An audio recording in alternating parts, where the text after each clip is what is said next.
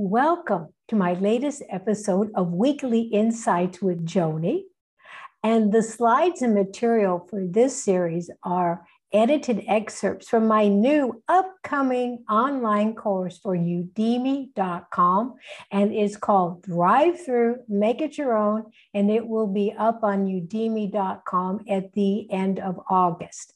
And this episode is part 2 of the 2-part series. We're talking about using our childhood imagination. And what we're going to talk about first is how come we feel badly when we use our childhood imagination. What are all the obstacles that are built into us as now being adults to accessing our childhood imagination? And we're going to look at how that is projected onto daydreaming. Traditionally, taking time to daydream or use your imagination to explore new ways of achieving our desires has been discouraged, in many cases aggressively. The traditional point of view is that if you are not busy and physically active, you are slacking off and non-productive. For generations, adults have taught children it is not a good thing to dream big. Remember the phrase, get your head out of the clouds and put your feet on the ground. Now, add in how children are taught to sacrifice having fun for the benefits of hard work, and you can see why daydreaming as an adult can feel like a guilty pleasure or a waste of time. Therefore, to overcome an obstacle or appear to be earning one's dues, a profoundly destructive mindset took root in generations of people.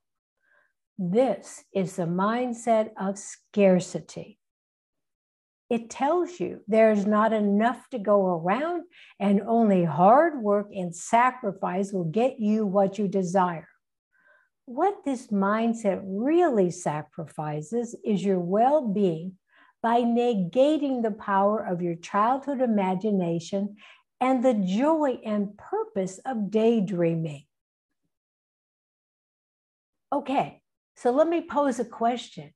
How are we going to refocus and renew our life through daydreaming? In last week's episode, I shared 4 simple steps that connect your childhood imagination with daydreaming. In case you missed that episode, let's go through those 4 steps once more.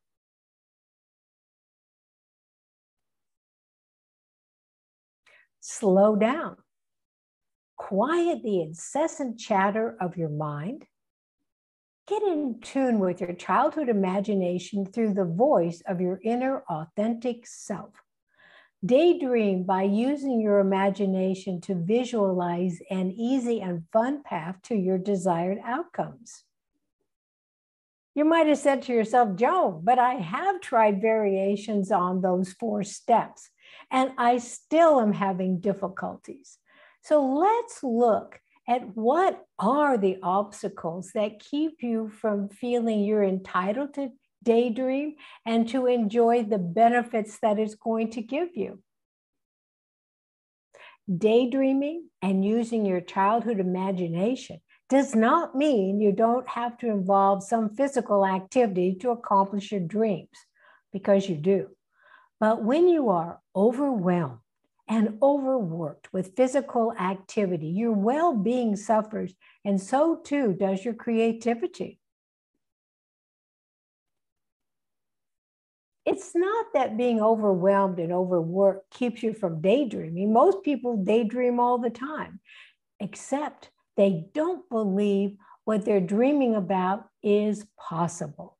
So they do little to turn their dreams into a reality. Instead, they remain stuck in a highly restrictive box, believing more sacrifice and hard work will get them out. Remaining inside this box, most people put on a happy face, while inside they are shrinking further away from their dreams. One of the most predominant reasons for all of this is the fear of what others will say or think about them if they free themselves from the myth of working hard and sacrificing. Is this something you can personally relate to? Now that you can see for yourself what gets in the way of your imagination and daydreaming, let's look at some journal prompts and an action item and some affirmations that's going to help you say, yes, this is who I am, and it's important for me to regain my childhood imagination and the ability to daydream freely. After this episode, journal your answers to the following questions. What kind of limitations have you placed on daydreaming or using your childhood imagination? Do you find yourself unwilling to share your innermost dreams with others out of the fear of being mocked, shamed, or harshly judged? Imagine you were encouraged to dream and use your imagination as a child. Now, in what ways can this be applied to your life now?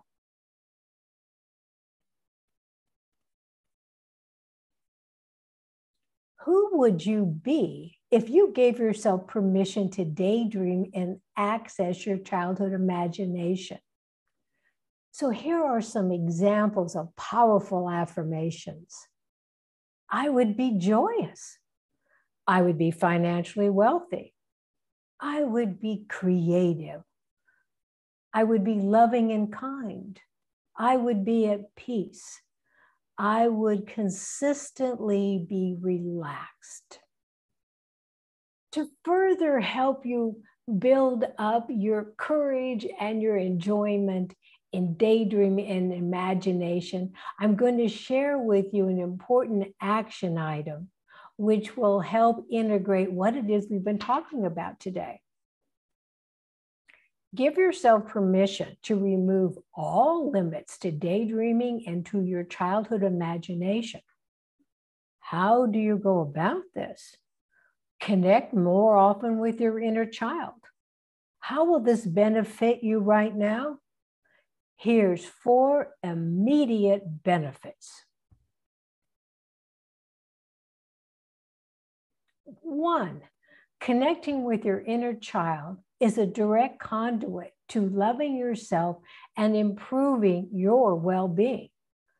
2, connecting with your inner child releases your authentic voice from years of being constricted by being overworked, overwhelmed, and self-doubt. 3, connecting with your inner child nullifies the effects of shame and blame while enhancing the unlimited power of your imagination. And 4, the less resistance you have for daydreaming, the deeper the connection is with your inner child, and the more fun you will have imagining your new life turning into reality. Thank you so much for joining me for this episode. And for more information on my online courses, please visit udemy.com and type my name, Joanie Marx, in the search box. And I so look forward to you joining me for my next episode.